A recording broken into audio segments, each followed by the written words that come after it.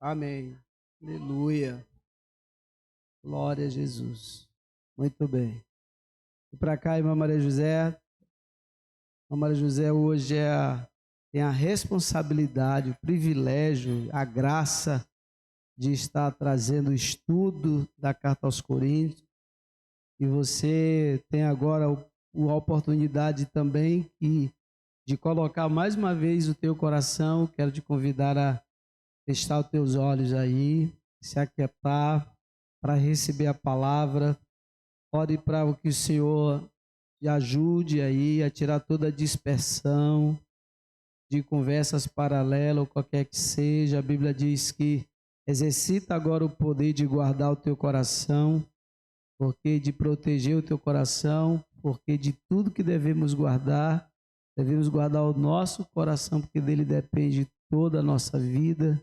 Então, permita que teu coração absorva toda a nutrição desse alimento que o Senhor vai gerar para nossas vidas nessa noite por meio da sua palavra. Amém? Pai, que o Senhor nos abençoe mais uma vez, que essa palavra venha de encontro com a necessidade particular de cada um dos teus filhos, que o Senhor mesmo aprove o Senhor trazer-nos aqui, atrair-nos para esse lugar, porque o Senhor tinha algo para revelar no nosso coração por meio da tua palavra, e que assim seja, Senhor. Neste momento, usa a tua filha como instrumento, ó Deus, e aqui a tua palavra soberana, ela mente venha impactar e edificar o nosso coração nesta hora, em nome de Jesus Cristo. Amém e amém.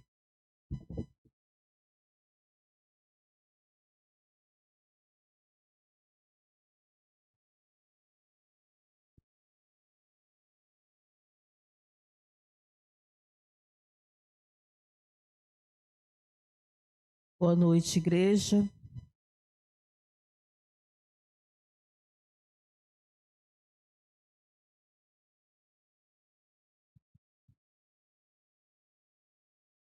A graça e a paz do nosso Senhor Jesus.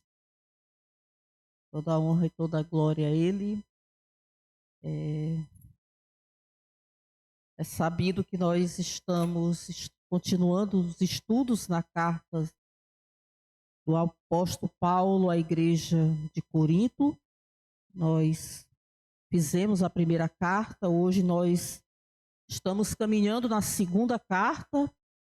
Hoje estamos no capítulo 5. A primeira parte do capítulo 5.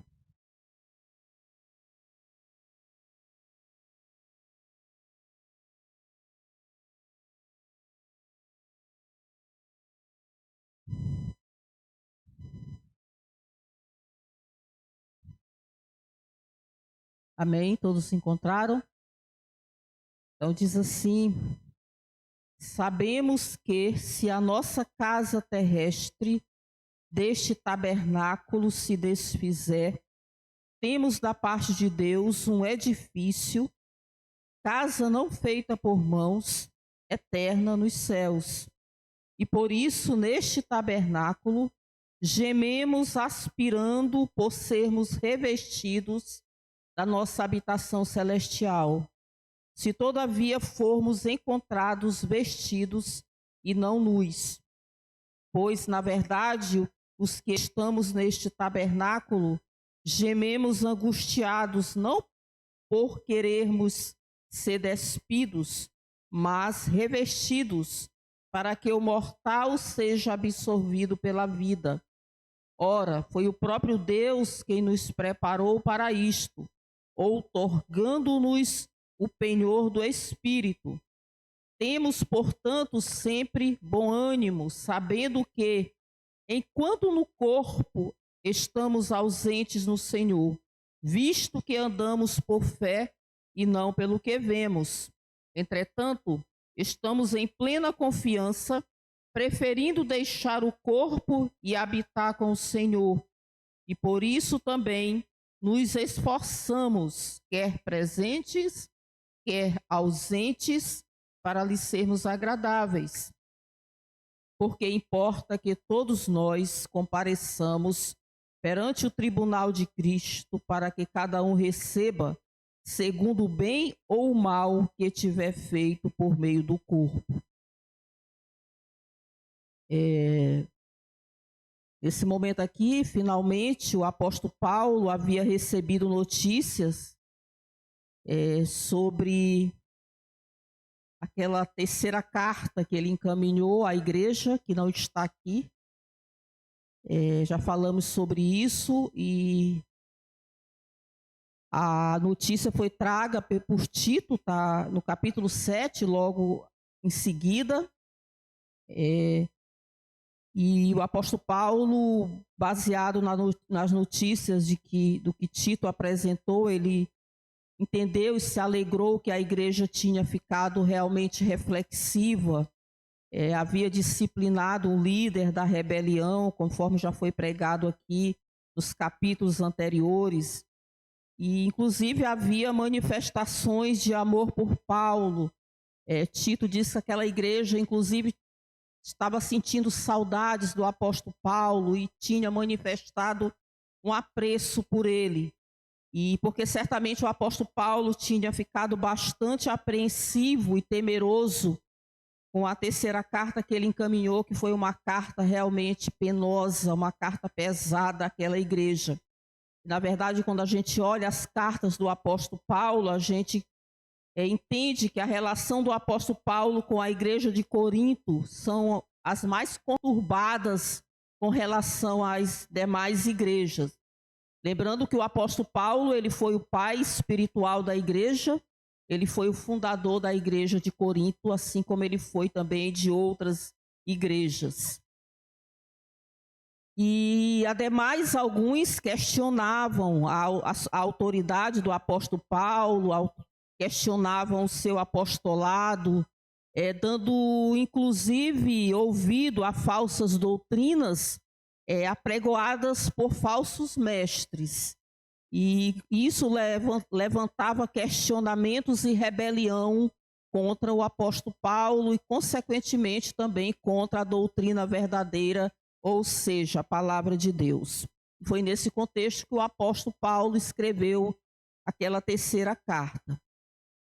E ainda havia alguns questionamentos que haviam sido levantados que ainda necessitavam de esclarecimentos. E é o que o apóstolo Paulo está fazendo aqui nessa quarta carta. Como um pai zeloso, como pai da igreja, um líder por excelência, o apóstolo Paulo ele tinha uma grande preocupação com a situação espiritual da igreja, com o que a igreja se alimentava, no que a igreja estava crendo, como a igreja estava caminhando. Não somente a igreja de Corinto, mas quando nós lemos as cartas do apóstolo Paulo, nós nos deparamos com esse zelo, com esse cuidado que ele tinha para com as igrejas. E um ponto importante para nós entrarmos aqui, finalmente, no capítulo 5, que cabe esclarecimento, é que o apóstolo Paulo ele era rejeitado pelos judeus, principalmente pelas lideranças judaicas. Isso desde o início do seu ministério, porque as lideranças judaicas, eles acreditavam que o apóstolo Paulo levava ao descrédito a lei de Moisés, que o apóstolo Paulo ele banalizava a circuncisão e tantas outras coisas que os judeus cumpriam e pelo zelo que eles tinham para com a lei de Moisés. E o apóstolo Paulo, quando ele se faz ali uma análise da sua vida, quando ele faz um relato da sua vida ali na carta de Gálatas, ele se diz um judeu zeloso pela lei, um fariseu. Então, tudo isso ele havia deixado para trás. Embora o apóstolo Paulo usasse de estratégias muitas vezes para... em nenhum momento ele disse que ele não era um judeu para agradar a liderança judaica. Muitas vezes, quando ele chegava nas cidades, ele ia se apresentar primeiramente no templo, nas sinagogas. Ele fazia todo aquele ritual que era cabido a um judeu.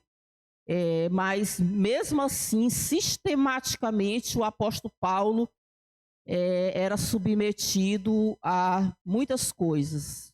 Sistematicamente, era levantado rebeliões contra o apóstolo Paulo. E isso levava à prisão, o apedrejamento do apóstolo Paulo, aos açoites com varas, a ser expulso das cidades, ter que fugir muitas vezes das cidades. Isso também deixava o apóstolo Paulo destituído de recursos financeiros, porque nós sabemos que o missionário ele depende da hospitalidade, dos recursos financeiros, isso é sabido. Então, quando se fala de sofrimento, o apóstolo Paulo ele tinha experiência sobre isso. É por isso que a gente vai falar, ele está falando aqui de sofrimento. Ele tinha experiência de passar fome, de passar necessidades, de viver sob ameaças, inclusive de morte, a ser traído pelos mais próximos. E quando a gente lê essas duas cartas, a gente vê o apóstolo Paulo, ele fazendo uma lista desses sofrimentos. Por exemplo, se a gente voltar um pouco, se você voltar um pouco aí em 1 Coríntios, no capítulo 4, a partir do versículo 11,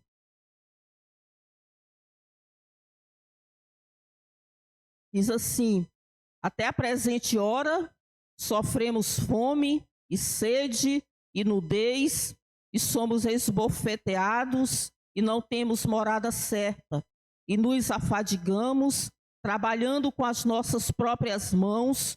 Quando somos injuriados, bendizemos, quando perseguidos, suportamos, quando caluniados, procuramos conciliação.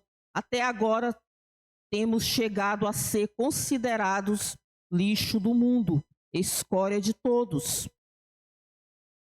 Quando a gente volta para essa carta que nós estamos estudando, ele vai falar também bastante de sofrimento. E, por exemplo, no 6 ele fala, mas vamos aqui para o capítulo 11. Capítulo 11, versículos 23. Diz assim: são ministros de Cristo, falo como fora de mim. Eu ainda mais, em trabalhos muito mais em prisões, em açoites sem medida, em perigos de morte muitas vezes. 5 vezes recebi dos judeus uma quarentena de açoites menos um. Fui 3 vezes fustigado com varas, 1 vez apedrejado, em naufrágio 3 vezes. 1 noite e 1 dia passei na voragem do mar, em jornadas muitas vezes, em perigos de rios, em perigos de salteadores, em perigos entre patrícios, em perigos entre gentios, em perigos nas cidades, em perigos no deserto, em perigos no mar, em perigos entre falsos irmãos, em trabalhos e fadigas, em vigílias, muitas vezes, em fome e sede, em jejum, muitas vezes, em frio e nudez, além das coisas exteriores, ao que pesa sobre mim diariamente a preocupação com todas as igrejas. Até aqui, no 28.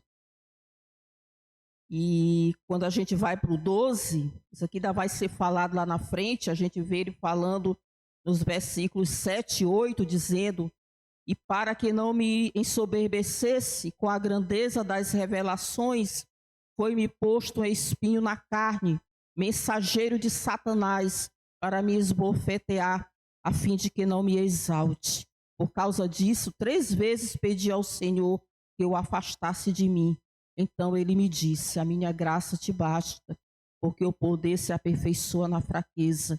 De boa vontade, pois, mas me gloriarei nas fraquezas, para que sobre mim repouse o poder de Cristo.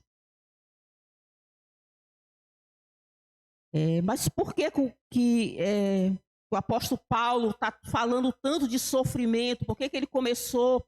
Ele vai finalizar o capítulo 14, o capítulo 4, falando de sofrimento. É porque existiam aqueles que diziam que os sofrimentos era a prova de que Deus não estava com o apóstolo Paulo. E qualquer semelhança com o que muitas vezes é pregado nos nossos dias não é mera coincidência. Então a pergunta era, existiam aqueles que se perguntavam se Paulo era um homem de Deus, pregava o evangelho de Deus, era um bandeirante das causas de Deus, por que Deus permitia que o apóstolo Paulo sofresse tanto? E aí quando a gente olha aqui o final do capítulo 4, que foi ministrado aqui pelo pastor Sérgio, a partir do versículo 16, ele diz assim: por isso não desanimamos, pelo contrário, mesmo que o nosso homem exterior se corrompa, contudo o nosso homem interior se renova de dia em dia, porque a nossa leve e momentânea tribulação produz para nós eterno peso de glória, acima de toda comparação, não atentando nós nas coisas que se veem, mas nas que se não veem, porque as que se veem são temporais e as que se não veem são eternas. Ele falou aí no versículo 16 de um corpo fraco, mas de um espírito renovado. Ele falou aí no 17 de um presente doloroso, mas de um futuro glorioso. No 18 ele falou de coisas visíveis temporais e coisas invisíveis eternas. E ele vai continuar sua argumentação falando sobre essa questão do sofrimento, mostrando no capítulo 5 que a morte não é o fim da linha, mas o início de uma gloriosa eternidade. Era isso que ele estava tentando provar para aqueles que falavam que se sofresse não era de Deus. E ele vai mostrar que nós não estamos a caminho do fim, mas nós estamos a caminho do céu. E aí ele abre o capítulo 5 dizendo: sabemos que se a nossa casa terrestre deste tabernáculo se desfizer, temos da parte de Deus um edifício, casa não feita por mãos, eterna nos céus. E aí ele vai usar uma figura de linguagem, ele vai falar de casa, algumas versões fala tenda, numa comparação com o nosso corpo físico, que é um corpo transitório que se debilita, que se enfraquece, que adoece. E ele vai fazer uma comparação aí com o edifício.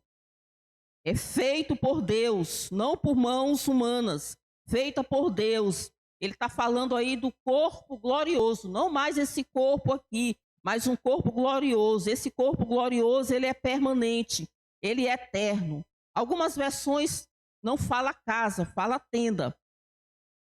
E o apóstolo Paulo era aquele que entendia sobre tenda, porque uma vez que esse era o ofício do apóstolo Paulo.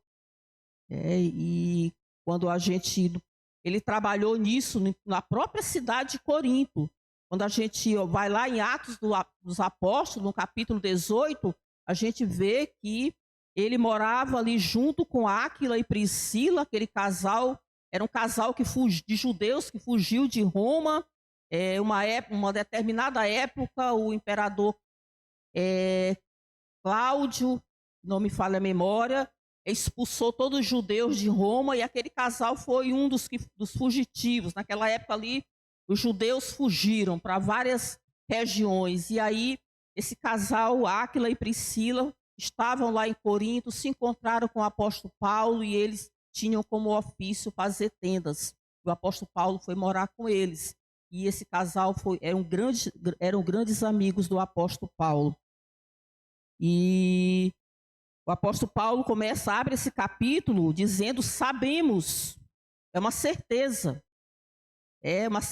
inequívoca, que nós um dia teremos um corpo ressurreto, que a nossa vida não se limitará a essa casa aqui, essa tenda terrestre. E ele já vinha falando disso lá na primeira carta, no capítulo 15, 1 Coríntios 15, a partir do 53, ele diz: porque é necessário que este corpo corruptível se revista da incorruptibilidade e que o corpo mortal se revista da imortalidade.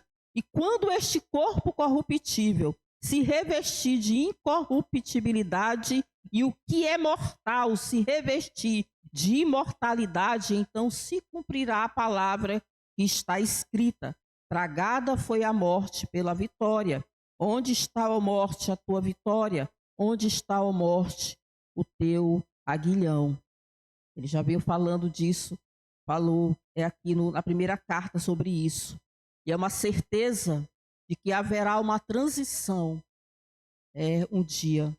Uma transição de um corpo de fraqueza para um corpo de poder. Uma transição de um corpo temporário para um corpo permanente. De um corpo terreno para um corpo celestial.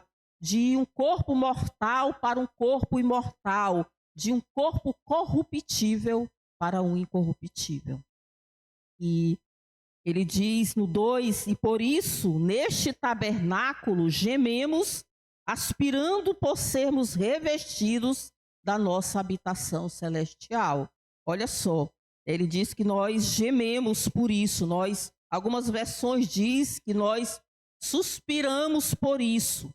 Lembra que olhe que o verbo está no presente, é constante, é todo dia, é algo que nós suspiramos todo dia por esse corpo, por esta habitação celestial.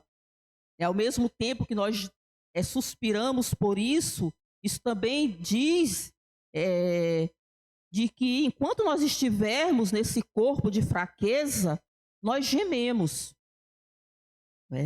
Há um contínuo gemer na nossa vida, essa vida terrena, porque nós sentimos dor, nós sentimos desconforto, nós sentimos sofrimento diários. Há uma caminhada nessa vida com gemidos verdadeiramente. Não é fácil. Aqueles que pregam uma ilusão, um romantismo de que a vida cristã é feita de sorrisos, somente de alegrias, é uma pregação, é uma palavra fora do contexto do que a palavra de Deus diz. Não é? Porque nessa caminhada, aqui não é o céu. O próprio Jesus disse que nesse mundo nós teríamos aflições. Então, é realmente uma caminhada de lutas. Quando a gente vai lá para Romanos, o apóstolo Paulo, deixa eu ver se eu encontro aqui, Romanos 8, 22, 23, o apóstolo Paulo diz assim, aquela igreja: porque sabemos que toda a criação a um só tempo geme e suporta angústias até agora.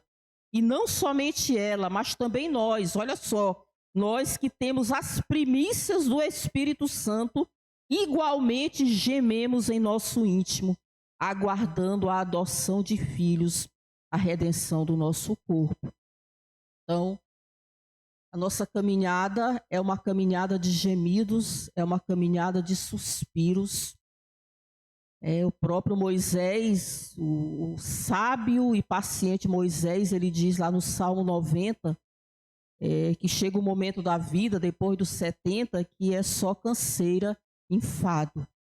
Então, e ele, no versículo 3, ele diz: se todavia formos encontrados vestidos e não nus. Então, esse revestimento da nossa habitação celestial por esse corpo incorruptível é necessário. Ele dá uma condição, ele faz uma ressalva sobre isso: se todavia nós formos encontrados vestidos e não nus, somente aqueles verdadeiramente que estão em Cristo Jesus podem ter essa esperança. E aí no 4 ele diz: pois na verdade os que estamos neste tabernáculo gememos angustiados, não por querermos ser despidos, mas revestidos para que o mortal seja absorvido pela vida. Olha só que o apóstolo Paulo aqui, ele ainda sobe mais o tom. Ele diz que nós gememos angustiados por esse momento. no qual aonde o mortal será absolvido pela vida eterna. O apóstolo Paulo, ele muda aqui de figura, né? Agora ele muda de figura, ele deixa a casa, a tenda, para falar de vestes, né? Para nós que estamos revestidos. Né? E quando ele diz que nós estamos angustiados por esse momento, ele não é uma orientação do apóstolo Paulo para a gente correr para a morte, não é isso. O apóstolo Paulo não está estimulando que nós corramos para morrer, também não é isso. Até porque o apóstolo Paulo entendia que tudo estava nas mãos de Deus, que é tudo conforme a vontade de Deus. Pois foi bem ele que disse em Romanos 12:2 que a vontade de Deus é boa, agradável e perfeita para as nossas vidas. E aí eu entendo que quando o apóstolo Paulo fala isso, é normal haver esse anseio por esse momento para aqueles que estão em Cristo. Porque essa é a nossa esperança. Essa é a nossa esperança, que um dia nós não estaremos mais aqui. Um dia não estaremos mais nessa caminhada árdua, nessa luta diária que nós temos da carne contra o espírito, de tantas coisas que nós temos que lutar diariamente, tantos leões que nós temos que lutar, que matar nessa caminhada. Né? Então, é normal que nós tenhamos esse anseio. Né? E quando chegar isso no tempo de Deus, quando chegar e sim nós será uma alegria, onde o nosso corpo será revestido da imortalidade. Então não tem por que temer. Não tem por que temer. E ele diz aí no 5, ora, foi o próprio Deus quem nos preparou para isto, outorgando-nos o penhor do Espírito. Então, foi Deus que preparou esse momento para cada um de nós. É quando ele diz aqui que foi Deus quem nos preparou. Né? Ele diz de uma confiança inabalável acerca do corpo glorioso que não está firmado em quaisquer sentimentos humanos, mas foi algo preparado, diz, da própria ação de Deus para isso. Se Deus preparou, Deus trabalhou para isso. Deus nos instrui todos os dias para isso, através do seu Espírito Santo. É por isso que ele está dizendo aqui, outorgando-nos o penhor do Espírito Santo. O apóstolo Paulo fala muito sobre essa questão do penhor do Espírito Santo, que é uma garantia que nós temos da redenção, da nossa redenção. É uma certeza de que Deus vai cumprir com as suas promessas. Isso foi até pregado aqui domingo. Também está lá em Efésios, no capítulo 1, versículo 14, que o pastor Edivaldo, quem estava aqui no domingo, foi pregado aqui sobre isso, onde o apóstolo Paulo disse que o penhor da herança, da nossa herança, o penhor do Espírito Santo é a nossa herança, até o resgate da sua propriedade, até que nós sejamos realmente resgatados dessa vida terrena para estarmos com Ele. Amém? Por isso nós não tememos a morte. Amém? Pastor Edivaldo, de vez em quando, manda a gente levantar a mão. Tá? Então, a partir do versículo 6, ele vai dizer, temos, portanto, sempre bom ânimo, olha só, sabendo que enquanto no corpo estamos ausentes do Senhor, visto que andamos por fé e não pelo que vemos, entretanto, estamos em plena confiança, preferindo deixar o corpo e habitar com o Senhor. O apóstolo Paulo, quando a gente olha esses 3 versículos, a gente entende que ele está querendo dizer que o céu não era apenas o seu destino, mas também a sua motivação.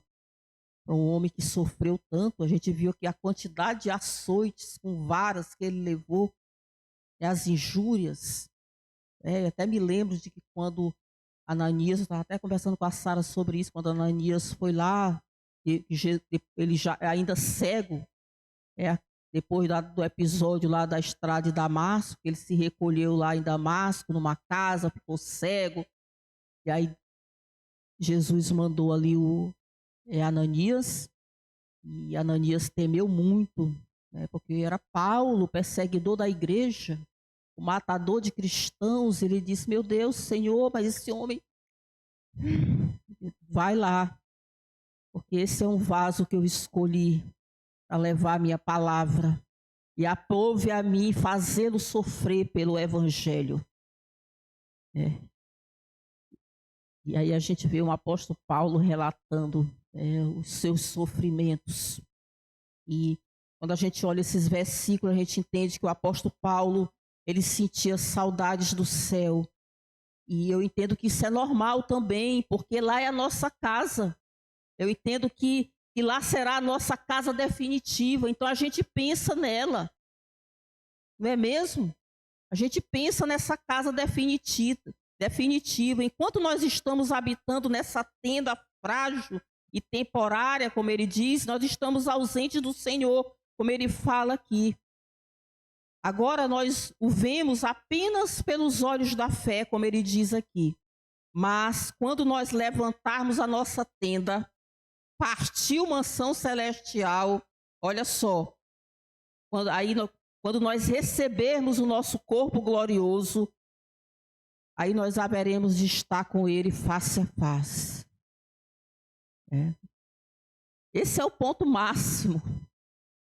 É disso que o apóstolo Paulo está falando. Por isso, queridos, a morte não é uma tragédia.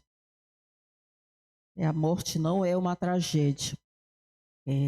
Quando a gente vai lá para Filipenses, estou me avançando aqui para Filipenses 1, deixa eu ver se eu encontro aqui.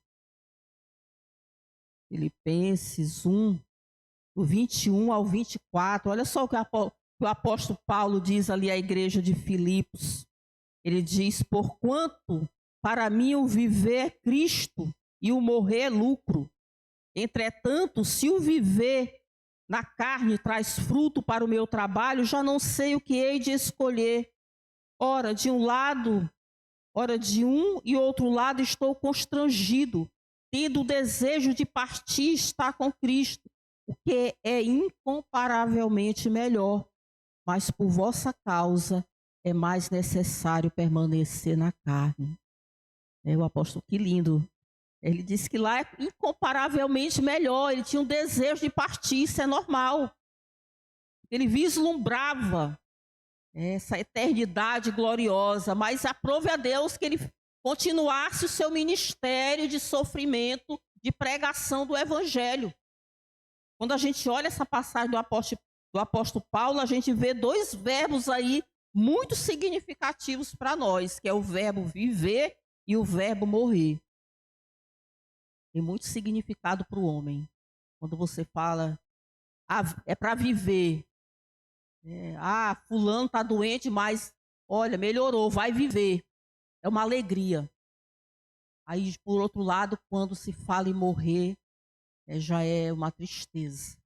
Então, mas quando eu vejo essa fala aqui do apóstolo Paulo, eu entendo que ele está dizendo que é incomparavelmente melhor, porque ele está olhando pelo prisma da ressurreição. E quando a gente olha através desse ângulo, não há dificuldade nós compreendermos que a nossa passagem aqui, ela é rápida. Amém? E que um dia nós estaremos com o nosso Senhor. Glória a Deus.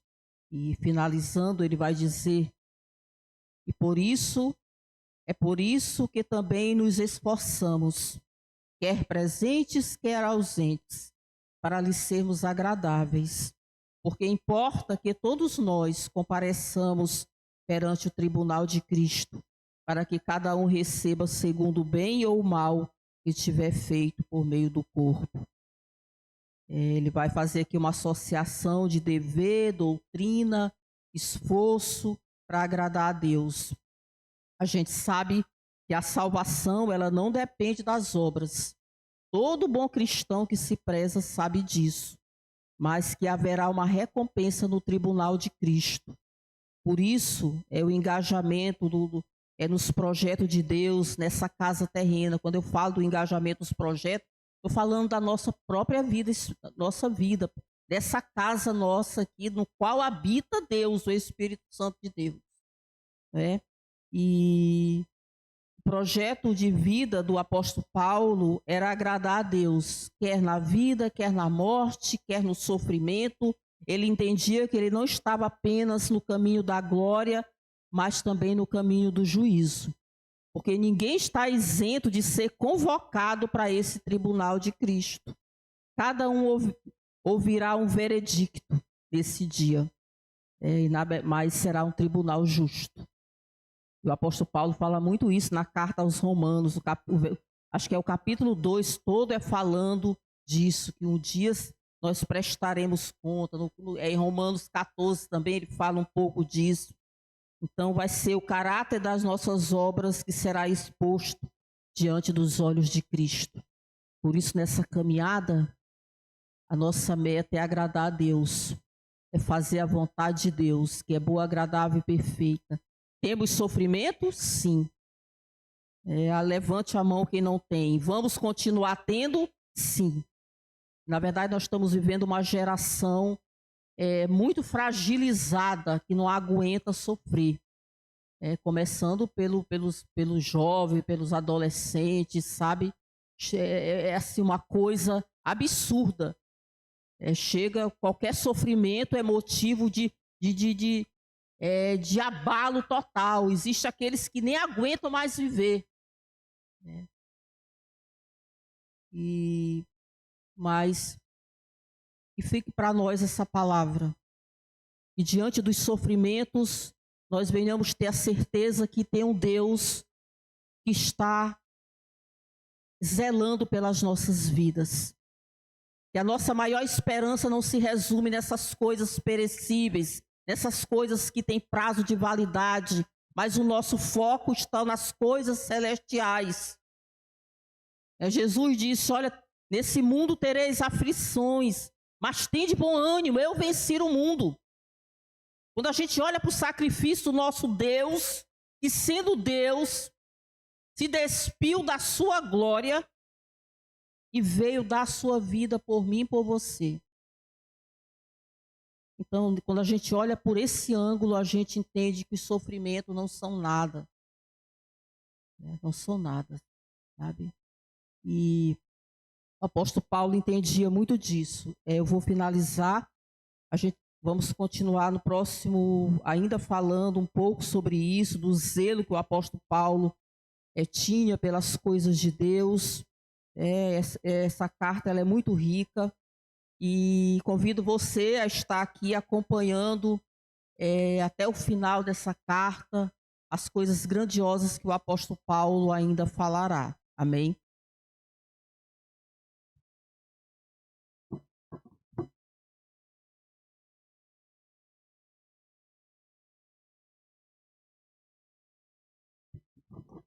Obrigado, irmã Maria José. Muito bom. E é interessante, né, que como é que ele termina, né, falando dessa realidade de onde iremos morar. E ele termina trazendo isso, que cada um vai receber de acordo com as obras praticadas por meio do corpo, quer sejam boas, quer sejam más, né? Que obra nós estamos fazendo enquanto estamos nesse corpo, né?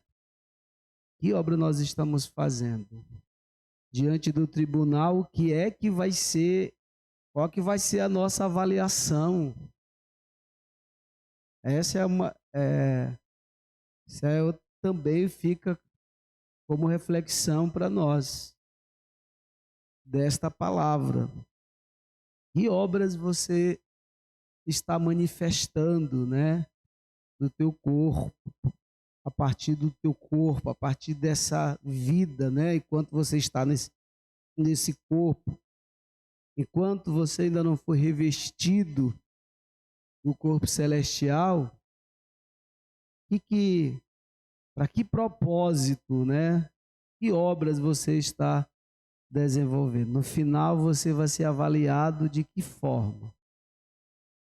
Você vai dizer assim, pastor, não sei, ainda falta muito tempo. Então, imagine se fosse hoje. Se fosse hoje, qual avaliação você receberia? As obras que você tem realizado por meio deste corpo, nesta casa, nesta tenda, são obras boas ou ruins? Parou para pensar nisso? Pois pare, porque é assim que é nessa avaliação, é nesse autoexame que a gente vai se corrigindo. Por isso que o apóstolo Paulo vai dizer também, disse lá no capítulo 11, examine-se, pois o homem a si mesmo, para que ele não seja julgado por ninguém, porque ele mesmo já... Então, precisamos ter esse senso de autocrítica, né? Precisamos aprender a nos avaliar. Porque ao invés, inclusive, de estarmos tendo muita inclinação e pressa para avaliar as obras dos outros, né, dentro da igreja, a Bíblia aqui nos remete para olharmos para nós. Qual é a obra que eu estou manifestando nesse corpo? Porque no final, cada um receberá conforme as obras praticadas por meio do corpo, quer seja boa, quer seja má. Isso aqui não está falando para salvação, não, viu? Não vai com a ideia de que isso aqui é juízo. É juízo, tá? Amém, queridos? Então, isso aqui foi só o preâmbulo, porque já lá na segunda parte, você vai de novo fazer associação com isso e vai ser, vai falar do ministério que recebemos, né? O Ministério da Reconciliação. Estude isso para que você chegue aqui e ainda mais na próxima terça teu entendimento seja ainda mais ampliado, tá bom? Vamos ficar em pé e vamos orar agradecendo ao Senhor, depois a gente passa ali pela nossa praça. E acho que hoje assume aí que a Ana Maria não veio, não pôde vir, estava meio ruim de algumas coisas que desarranjaram. Senhor, nós agradecemos a Ti por mais esse momento, esse encontro na Tua casa. O Senhor nos atraiu para cá hoje, para sairmos daqui com essa lição no coração e com essa reflexão, Senhor, quanto à nossa vida. Não deixe que essa palavra esmoreça em nosso coração sem antes produzir os verdadeiros frutos, verdadeiras resoluções, atitudes e ajustes que precisamos fazer em relação ao Senhor. A tua palavra ela é para nós nos ajustarmos a ti, não ela se ajustar a nós. Nós é que precisamos nos ajustar a ti. E que cada um aqui, Senhor, aquilo que o Senhor plantou, gerou no coração de cada um por meio dessa palavra, que todos saímos daqui com compromisso assumido de ajustar nossa vida ao Senhor, reflexivos sobre que obras nós estamos, qual categoria de obras nós estamos realizando enquanto estamos nesse corpo. São obras boas ou são obras ruins? E que isso nos leve para os teus pés, que nos leve para o teu altar, a fim de nos corrigirmos, porque o propósito do Senhor para a nossa vida é que toda a nossa vida seja para louvor da tua glória, Senhor. Nos ajude nisso, em nome de Jesus. Que o Senhor nos leve para onde estamos indo, debaixo da tua proteção, para nossas casas, debaixo da direção e proteção do Senhor, em nome de Jesus Cristo. Amém. Não saia sem antes desejar boa semana aí uns para os outros, se confraternizem, em nome de Jesus. Muito obrigado a todos que vieram e até domingo, né, pela manhã, nossa escola. E durante a semana nas células, quem ainda não se encontrou, e domingo, 9 horas da manhã, com a nossa escola.